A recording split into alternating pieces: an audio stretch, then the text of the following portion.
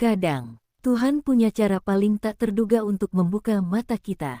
Aku yang selama ini setia, justru disakiti oleh orang yang paling kupercaya, suamiku sendiri dan ibunya. Bayangkan, mereka menggelar pesta ulang tahun selingkuhannya, bukan di tempat biasa, tapi di restoran mewah milikku sendiri. Ya, di tempat yang aku bangun dari air mata, kerja keras, dan doa di setiap malam yang panjang. Namun yang tak pernah mereka duga, malam itu aku datang, bukan sebagai tamu, tapi sebagai pemilik sah dari setiap sudut kemewahan yang mereka injak. Dan ketika seluruh karyawan berdiri, memberi salam padaku di hadapan mereka. Wajah suamiku memucat, ibunya terdiam, dan semua tamu menyaksikan. Bagaimana karma berjalan, dengan langkah anggun, tanpa suara, tapi menamparkan keras di depan semua orang. Inilah kisah tentang pengkhianatan yang terbungkus pesta, dan kebangkitan seorang wanita yang memilih berdiri dengan kepala tegak. Selamat datang Gemiteling, mari kita mulai. Malam itu, langit tampak sempurna. Bintang bertaburan seolah ikut bersinar bersama kesuksesanku. Restoran Luminex Din, tempat yang kuimpikan sejak dulu, malam ini sedang sibuk. Musik lembut mengalun, lampu kristal berkilau, dan aroma mawar memenuhi ruangan. Aku duduk di ruang kantor lantai 2, memandangi layar reservasi yang menunjukkan daftar tamu malam ini. Tapi satu nama membuat jantungku berdegup tak beraturan. Rangga Adiputra, suamiku. Nama itu terpampang jelas sebagai pemesan utama pesta ulang tahun seseorang bernama Fanya. Awalnya aku hanya terdiam. Kupikir mungkin itu acara bisnis. Tapi saat kulihat detail pesanan, dekorasi mawar merah, tema, romantik dinner, dan permintaan khusus untuk menyiapkan kue dengan tulisan, "To my love," dadaku seolah diremas.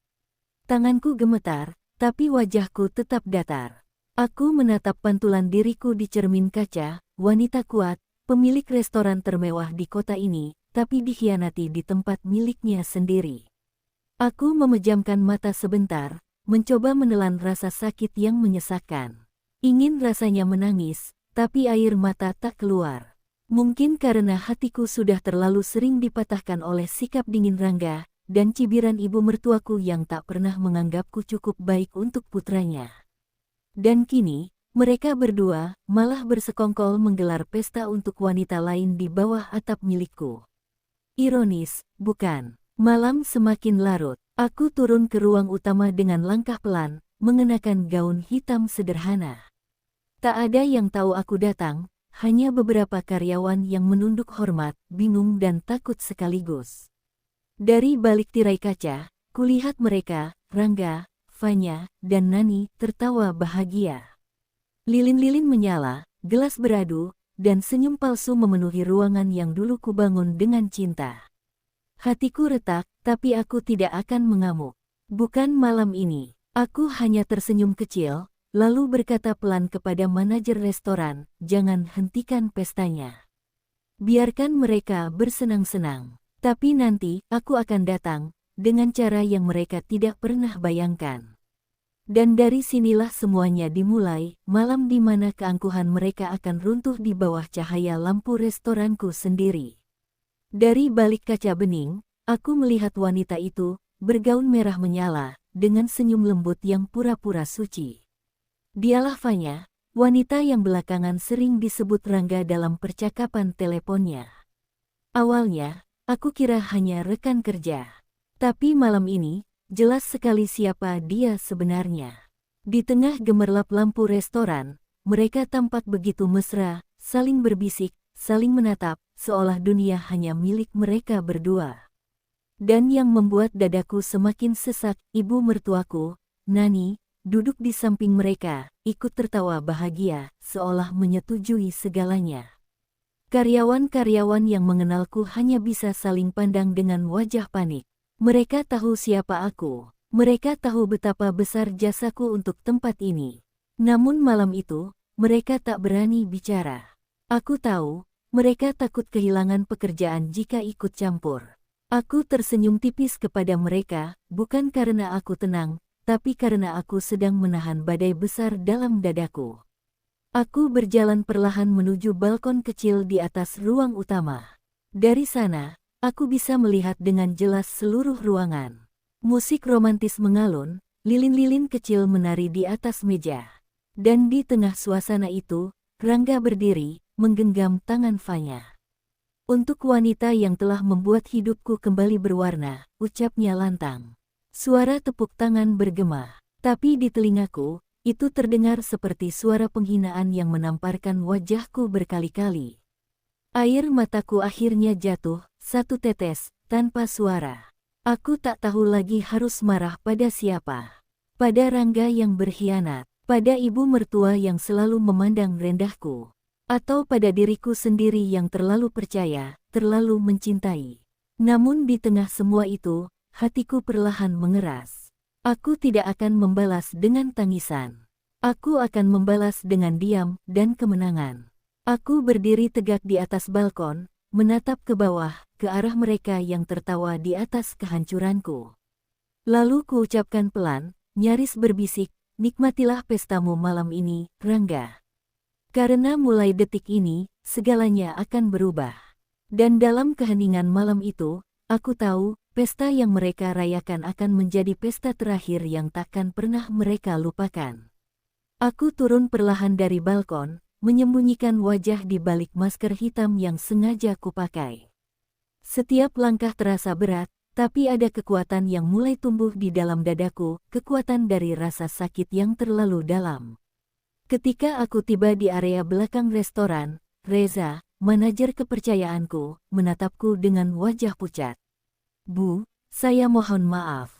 Saya baru tahu kalau pesta ini dipesan langsung oleh suami ibu. Suaranya bergetar, matanya berkaca-kaca. Aku hanya menatapnya tenang, tidak apa-apa, Reza. Ini bukan salahmu. Justru malam ini, aku ingin kamu membantuku menunjukkan siapa yang sebenarnya memiliki tempat ini.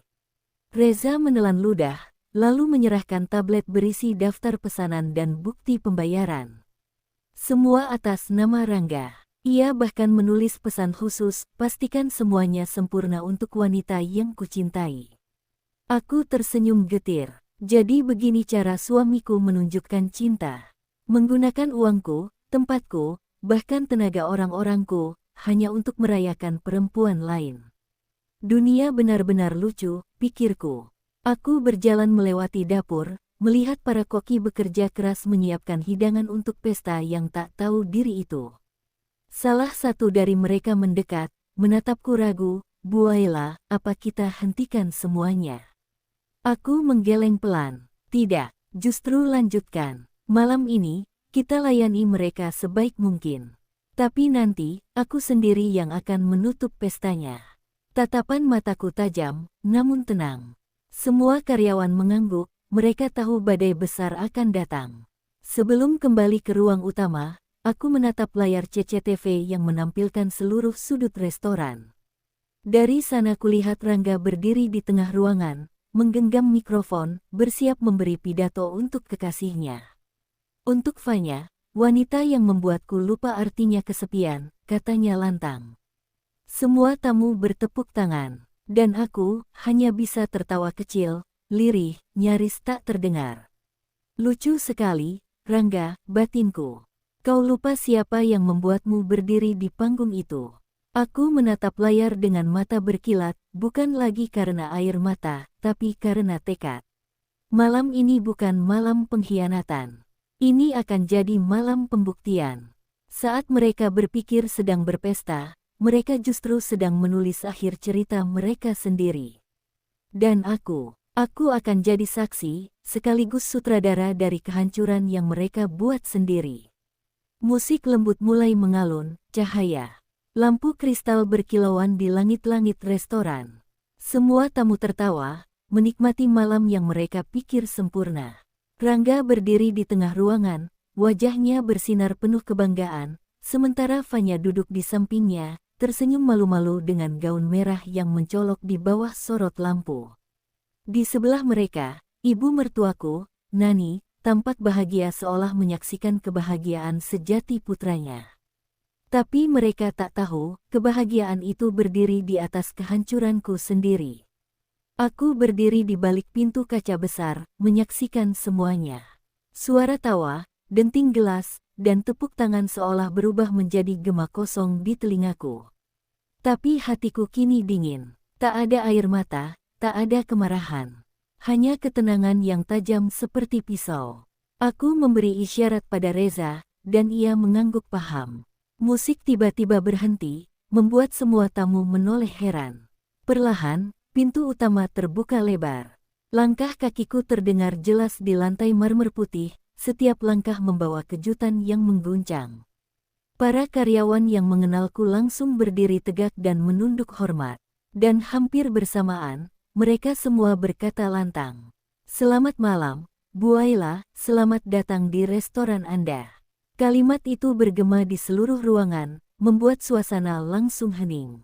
Semua mata tertuju padaku, termasuk mata Rangga yang kini membesar penuh panik. Fanya menggenggam tangan Rangga, wajahnya pucat. "Sayang, siapa dia?" bisiknya. Rangga tidak menjawab. Ia hanya menatapku dengan wajah kebingungan bercampur takut.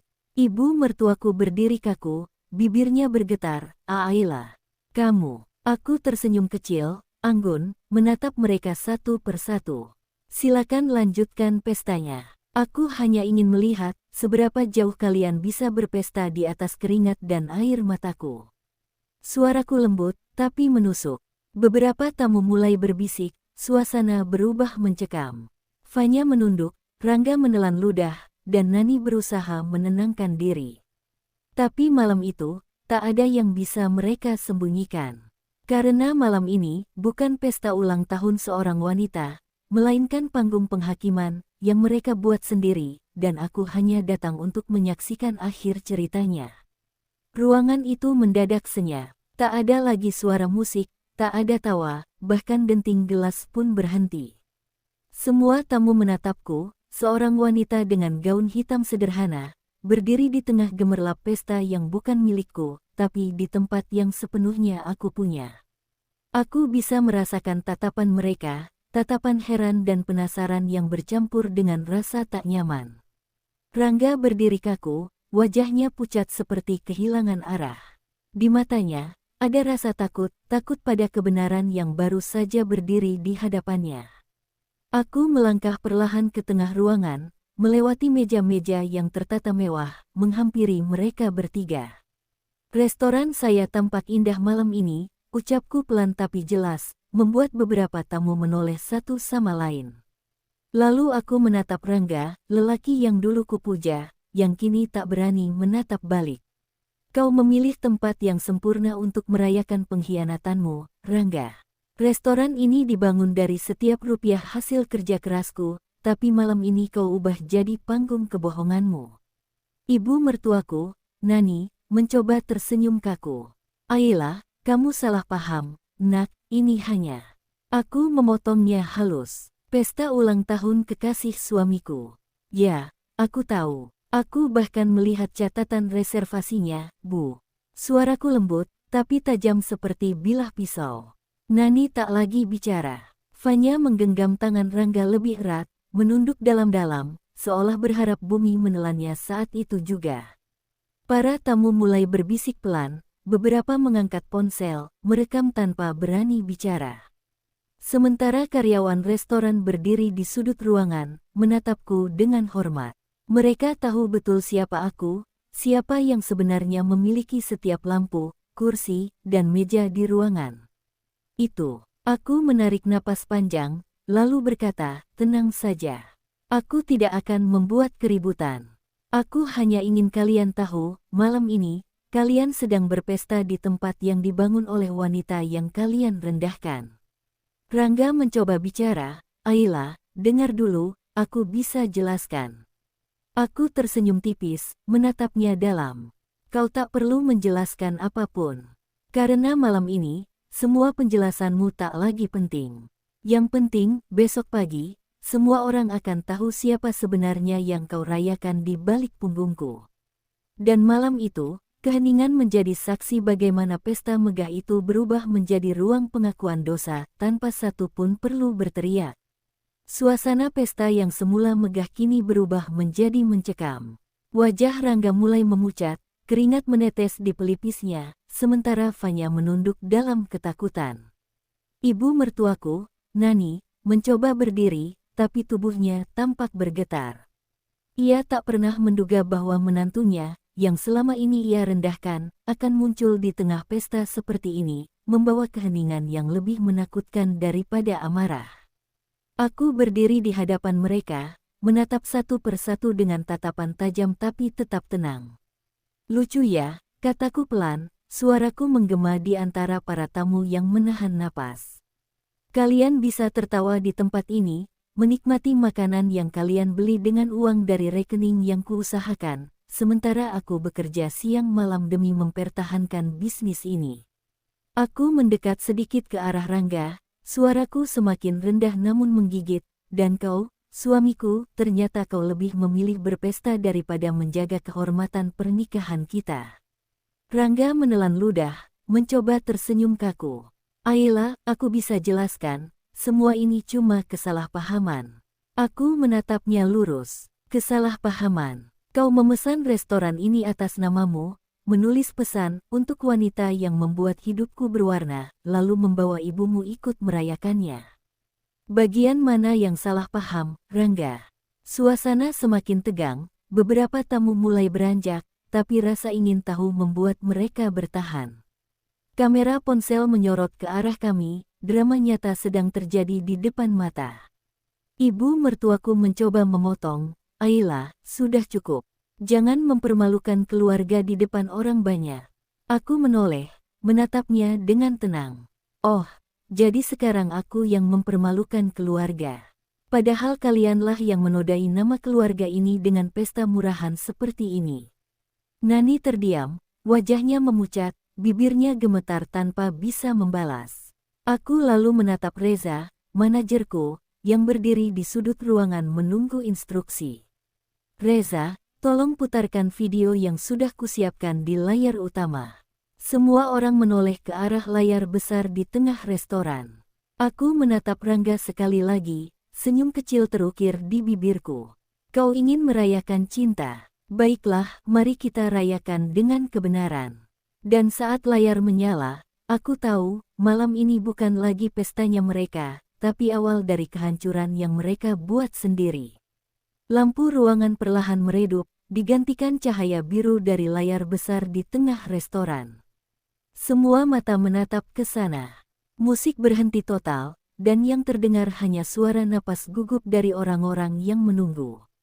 Dalam hitungan detik, layar mulai menampilkan rekaman CCTV dari restoran, adegan yang bahkan aku sendiri sempat tak sanggup menontonnya. Tampak Rangga dan Fanya datang beberapa kali ke restoran yang sama, tertawa, berpelukan, bahkan berciuman di sudut ruangan yang kini mereka gunakan untuk berpesta. Setiap gerak mereka terekam jelas, tanpa bisa dibantah. Desahan kaget terdengar dari para tamu. Beberapa menutup mulut, yang lain saling pandang dengan mata membulat. Rangga memucat sepenuhnya, berusaha mencabut kabel proyektor, tapi Reza sudah lebih dulu mengunci sistemnya. Fanya menutupi wajahnya dengan tangan, menangis tanpa suara. Ibu mertuaku, Nani, hanya terdiam, tak mampu berdiri maupun berbicara. Semua kebanggaan di wajahnya sirna digantikan rasa malu yang menamparkan keras di depan publik. Aku tetap berdiri di tengah ruangan, tenang, tidak sedikit pun menunjukkan kemarahan. Hanya tatapanku yang menusuk mereka satu persatu. Kalian tahu, ucapku lembut, aku tidak ingin membalas dengan kekerasan atau air mata. Aku hanya ingin menunjukkan siapa yang sebenarnya kalian permainkan. Aku tidak butuh menghancurkan kalian dengan tangan, karena kalian sudah melakukannya sendiri. Suasana hening. Hanya suara tangis Fanya yang terdengar samar di antara gemuruh bisikan para tamu. Rangga akhirnya bersuara lirih, Ayla, tolong, jangan lakukan ini. Kita bisa bicara di rumah. Aku tersenyum tipis, penuh keanggunan. Tidak perlu, rumah sudah bukan rumah ketika kepercayaanku kau injak. Dan cinta, sudah tidak layak diperjuangkan ketika kau rayakan dengan orang lain. Aku melangkah perlahan menuju pintu keluar, menatap sekilas ke arah seluruh tamu. Terima kasih sudah datang, kataku datar. Malam ini bukan hanya pesta ulang tahun, tapi juga perayaan berakhirnya kesetiaan yang palsu. Dan dengan langkah anggun, aku meninggalkan ruangan. Di belakangku, gemuruh bisikan dan kilatan kamera terus menyala. Malam itu, aku tidak hanya pergi sebagai istri yang disakiti, tapi sebagai wanita yang berdiri di atas kehancuran yang mereka ciptakan sendiri, tanpa kehilangan sedikit pun harga diri. Sejak malam itu, hidup Rangga berubah total. Skandal pesta di restoranku menjadi viral di mana-mana. Video pengakuannya tersebar di media sosial, disebarkan oleh para tamu yang sempat merekam kejadian itu.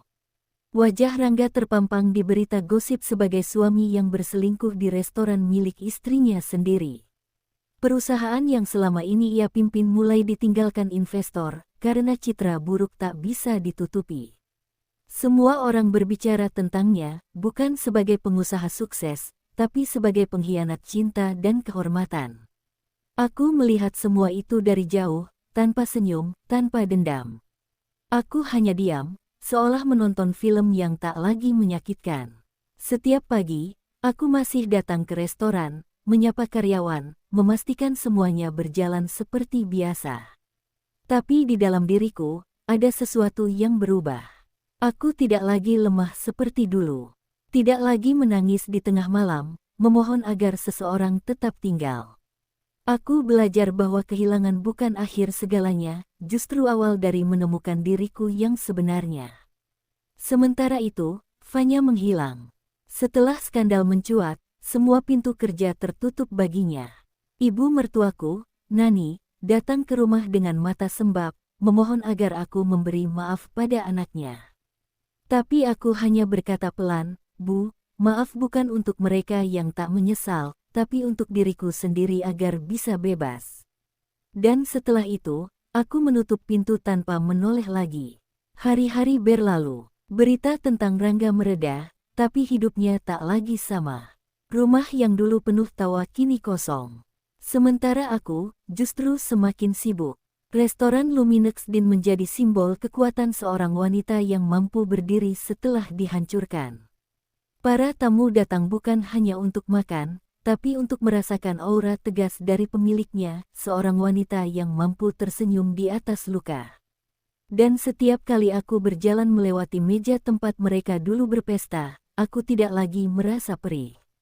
Hanya sedikit getir, tapi juga kebanggaan. Karena akhirnya aku mengerti, bahwa balas dendam terbaik bukanlah membuat mereka menderita, melainkan menunjukkan bahwa aku bisa bahagia tanpa mereka sedikit pun. Beberapa bulan berlalu sejak malam kelam itu. Hidupku kini terasa lebih tenang. Aku tidak lagi dikejar bayangan masa lalu, tidak lagi terikat pada rasa sakit yang dulu menjerat setiap langkahku. Restoran terus berkembang, kini aku membuka cabang baru di kota sebelah. Banyak yang bilang aku beruntung, tapi mereka tak tahu, keberuntungan ini lahir dari luka yang kupeluk dengan sabar hingga akhirnya berubah menjadi kekuatan. Suatu sore, di tengah kesibukan renovasi cabang baru, aku bertemu seseorang.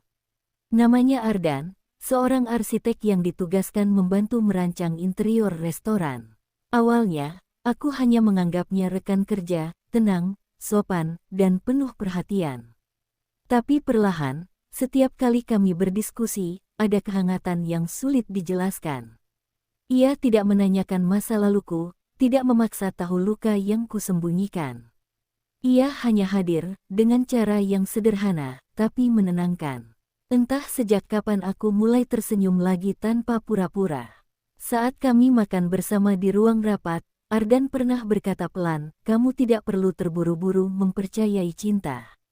Kadang, cinta sejati datang bukan untuk menggantikan yang lama, tapi untuk menyembuhkan yang rusak." Kata-kata itu menembus hatiku lebih dalam dari yang kuduga.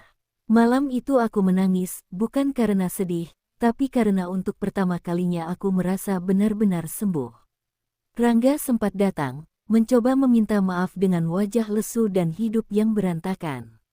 Ia memohon kesempatan kedua, tapi aku hanya menatapnya dengan tenang. "Aku sudah memaafkanmu," kataku lembut, "tapi bukan berarti aku akan kembali." Ia menunduk, sadar bahwa kali ini, aku tidak lagi sama. Aku bukan wanita yang bisa ia kendalikan dengan cinta palsu. Aku sudah tumbuh terlalu jauh dari luka yang ia tinggalkan. Hari itu, aku pulang dengan hati yang ringan. Di parkiran restoran, Ardan menungguku sambil membawa bunga putih. Untuk awal yang baru, katanya tersenyum. Aku menatap bunga itu lama, lalu berkata, "Terima kasih karena kau membuatku percaya bahwa dari luka pun bisa tumbuh sesuatu yang indah." Dan sore itu, di bawah cahaya senja, aku menyadari, kadang Tuhan menghancurkan hati kita bukan untuk menghukum, tapi untuk menyiapkannya menerima cinta yang lebih tulus. Setahun telah berlalu sejak malam di mana seluruh hidupku berubah. Restoran Luminex Din kini semakin ramai, tak hanya karena rasa hidangan yang lezat, tapi karena kisah di baliknya. Banyak wanita datang padaku, bercerita tentang luka mereka, tentang keteguhan yang hampir pupus. Dan setiap kali aku mendengarnya, aku selalu tersenyum dan berkata, aku juga pernah berada di posisi itu, tapi kita selalu bisa bangkit, asal kita percaya diri kita lebih berharga dari pengkhianatan siapapun. Aku berdiri di balkon lantai 2 restoran, menatap cahaya lampu kota yang berkelip lembut. Angin malam berhembus pelan, membawa aroma bunga dari taman kecil di bawah sana. Di sampingku, Ardan datang membawa 2 cangkir teh hangat. Untuk yang selalu kuat meski pernah hancur, katanya pelan. Aku tersenyum, menatap wajahnya yang begitu tenang. Dan untuk yang datang di waktu paling tepat, balasku. Kini aku tahu, cinta yang sejati tidak datang dengan janji manis, tapi dengan ketulusan sederhana. Ardan tidak pernah berusaha menggantikan masa laluku, ia hanya mengajarkanku untuk mencintai diriku sendiri terlebih dahulu. Dan di sanalah aku akhirnya menemukan arti kebahagiaan yang sesungguhnya, bukan dari siapa yang bersamaku, tapi dari kedamaian di hatiku. Rangga telah pergi jauh, memilih diam dalam kesalahannya sendiri. Ibu mertuaku pun tak pernah lagi datang. Hidupku tidak sempurna, tapi aku bahagia. Karena dari kehancuran, aku belajar berdiri. Dari air mata, aku belajar tegar. Dan dari pengkhianatan, aku menemukan diriku yang baru, lebih kuat, lebih berani, dan lebih berharga. Malam itu aku menutup restoran lebih awal. Di depan pintu, aku menatap papan nama yang berkilau, Luminex Din, The Light After Brokenness. Aku tersenyum pelan dan berbisik, terima kasih, Tuhan, karena dari luka ini, kau ajarkan aku arti terang yang sesungguhnya. Dan begitulah, kisah ini bukan lagi tentang balas dendam, tapi tentang kebangkitan, tentang seorang wanita yang memilih menulis akhir ceritanya sendiri, dengan tangan yang dulu bergetar. Kini mantap menggenggam kebahagiaan yang layak ia miliki. Kadang, luka bukan akhir dari segalanya. Justru dari sanalah kita belajar berdiri, menata ulang hati, dan menemukan arti kekuatan yang sebenarnya. Seperti Ayla, yang memilih tidak membalas dengan amarah, tapi dengan keteguhan dan harga diri. Karena balas dendam terbaik bukan menghancurkan mereka yang menyakiti, melainkan menunjukkan bahwa kita bisa bahagia tanpa mereka. Terima kasih sudah menyimak kisah ini bersama Gemiteling. Jangan lupa untuk like, subscribe, dan aktifkan lonceng notifikasinya, agar kamu tidak ketinggalan cerita-cerita penuh makna berikutnya. Setiap kisah di sini adalah pengingat bahwa dari luka pun, kita bisa tumbuh menjadi cahaya. Sampai jumpa di kisah selanjutnya, hanya di Gemiteling, tempat cerita tak sekadar diceritakan, tapi dirasakan.